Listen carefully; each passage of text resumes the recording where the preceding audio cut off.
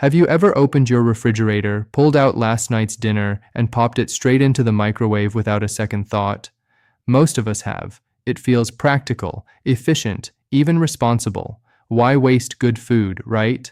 But what if I told you that some of those reheated meals could be silently working against your body, increasing your cancer risk and damaging the very brain you depend on every single day?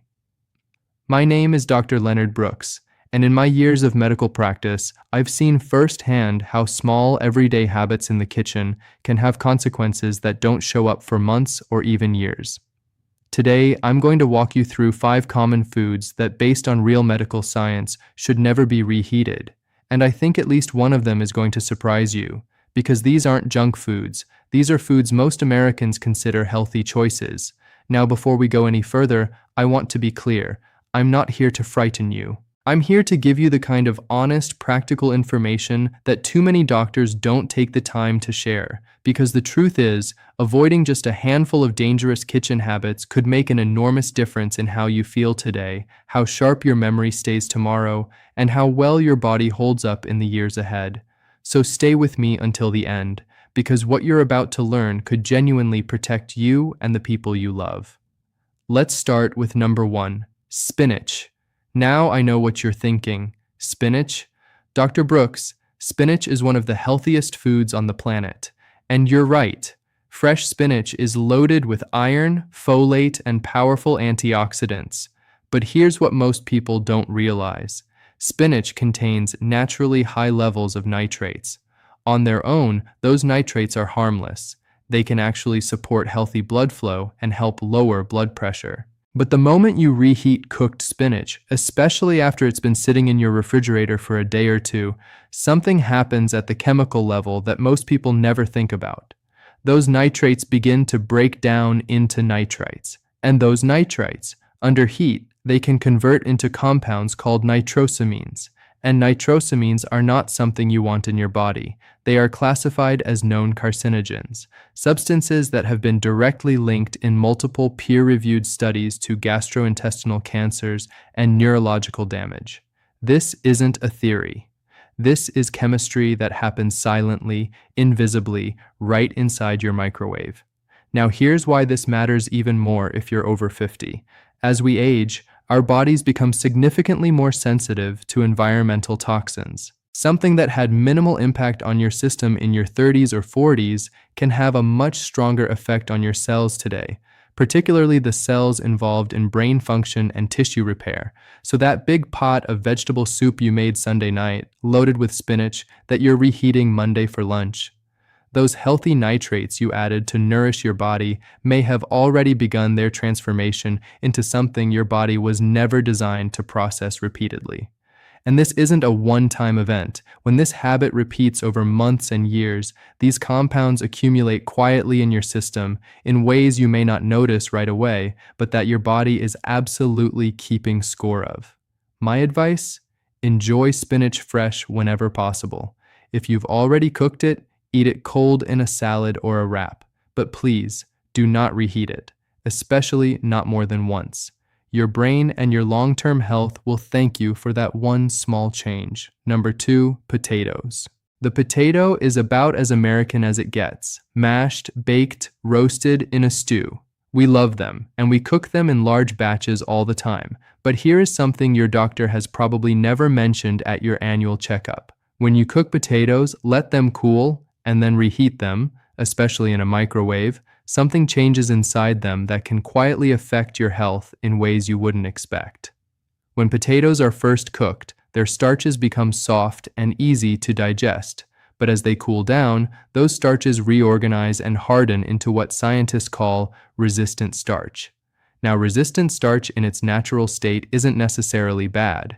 It can actually support digestion and help regulate blood sugar. But here's where the problem begins. When you take those cooled potatoes and apply heat again, particularly uneven microwave heat, you create conditions that certain harmful bacteria, including Clostridium botulinum, can thrive in. This is especially dangerous if those potatoes were wrapped in aluminum foil and left to cool slowly, which creates a low oxygen environment that is almost ideal for dangerous bacterial growth. And here's what's so alarming. You won't smell anything unusual. You won't see anything wrong. But once ingested, those bacteria can cause serious digestive problems and, in more severe cases, expose your nervous system to neurotoxins that have no business being inside your body. As we get older, our digestive systems become more sensitive. Our immune response slows down, and our brains, already more vulnerable to inflammation, can suffer when harmful bacteria disrupt the delicate balance of our gut microbiome. And this is not a minor point. Medical research is increasingly pointing to a powerful connection between gut health and cognitive function. Long-term inflammation in the gut has been directly linked to a higher risk of Alzheimer's disease and other forms of dementia. So what seems like a simple habit, reheating Tuesday's leftover baked potato, may be creating a chain of events inside your body that you won't feel for years. Store your potato leftovers in airtight containers, not foil. Reheat them thoroughly and evenly on the stovetop when possible. And if you're ever in doubt, throw them out. Your health is simply too valuable to leave to chance. If you're still watching and finding this valuable, I'd love for you to drop a comment below. Just say, "I'm here," so I know this information is reaching people who need it. And if you haven't subscribed yet, please do, and hit that notification bell so you never miss another video. Now let's keep going, because number 3 genuinely surprises most people. Number 3, eggs. Eggs are one of America's most beloved foods. Scrambled, hard-boiled, over-easy, quick, affordable, and packed with high-quality protein. And I recommend them regularly to my patients as one of the most brain-supportive foods you can eat. But here's the important caveat most people overlook. All of those benefits apply to eggs that are freshly cooked and eaten right away. The moment you reheat eggs, particularly in a microwave or at high heat, you begin a process that can turn a highly nutritious food into something that works against you. Here's the science. When eggs are first cooked, their proteins go through a process called denaturing. They unfold and realign into a new structure that your digestive system handles very well. But when those already cooked proteins are exposed to heat a second time, particularly intense or uneven heat, their structure changes again. And this second transformation is not friendly to your body. It creates compounds that are significantly harder to digest and that, with repeated exposure over time, may contribute to low-grade inflammation. The kind of chronic quiet inflammation that we now understand drives some of the most serious conditions associated with aging. This matters especially for those of us over 60. As we age, our bodies process fats differently. Our arteries may not be as flexible as they once were, and our brains become more sensitive to the kind of chronic inflammation that reheated proteins can promote. These are not overnight effects. They build slowly, quietly, meal after meal, year after year. And by the time you notice something is off, the pattern has already been running in the background for a long time. My recommendation is simple. Cook your eggs fresh and eat them right away. If you're meal prepping, consider eating them cold. Added to a salad or a grain bowl, they're just as satisfying without the risk. And if eggs have been sitting in the refrigerator longer than you're comfortable with, please don't take the gamble. Fresh is always the better choice. Number 4, chicken. Chicken is the go-to protein for millions of American households. It's lean, it's versatile, and it feels like the responsible choice. Many of my patients tell me they cook a big batch of chicken on Sunday and eat from it all week, and I understand the appeal completely. But here is what I need you to know, because most people have no idea this is happening inside their food. When you reheat chicken, especially in a microwave or at high temperatures, its protein structure undergoes a second transformation. The proteins become harder, denser, more rigid, and your digestive system, which already slows down as you age, now has to work significantly harder to break them down.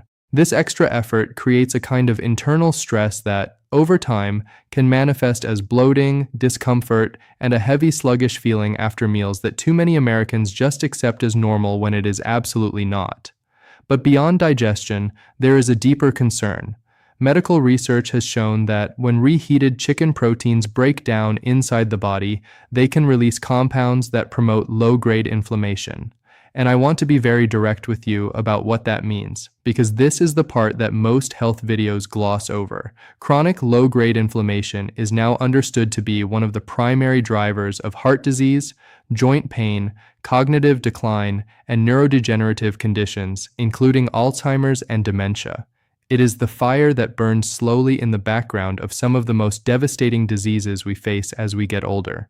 So while chicken itself is not the problem, it's a wonderful food when handled correctly. The way you reheat and manage it can make a very real difference to your long-term health. If you cook a batch of chicken and you're going to eat it the next day, try eating it cold in a salad or a wrap.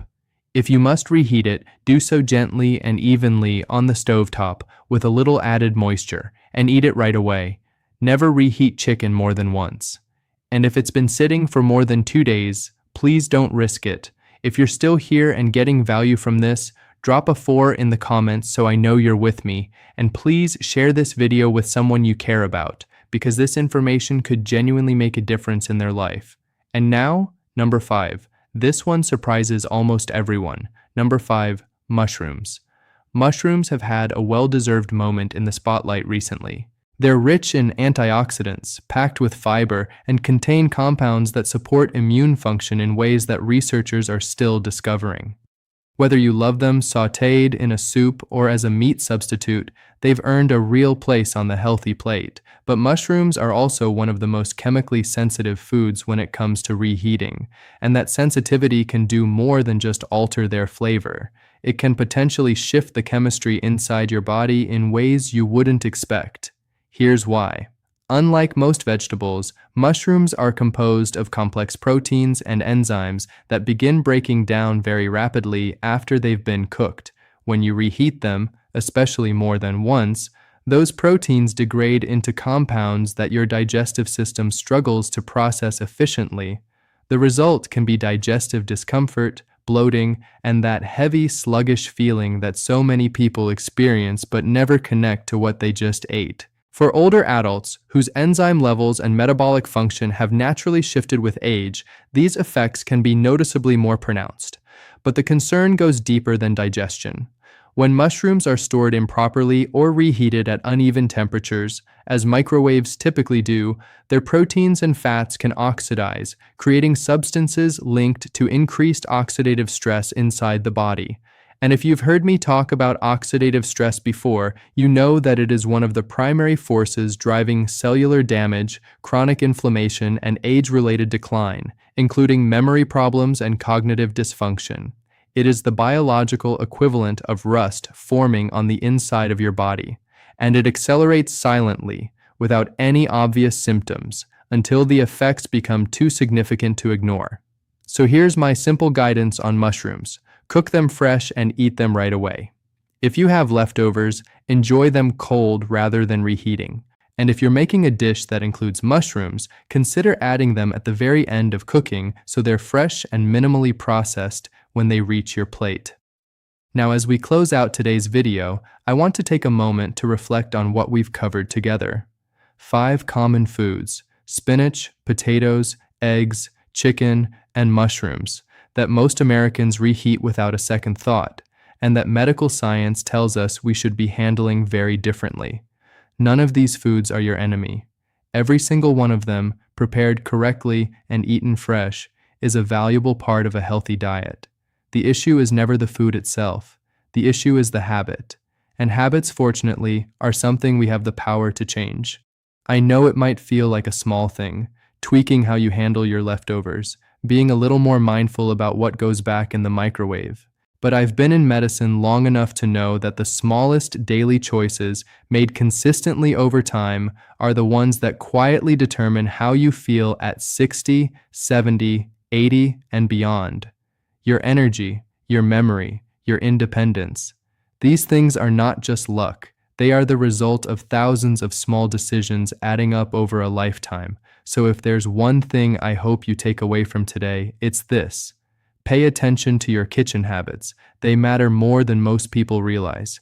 And you now know something that most people walking into their kitchen tonight simply don't.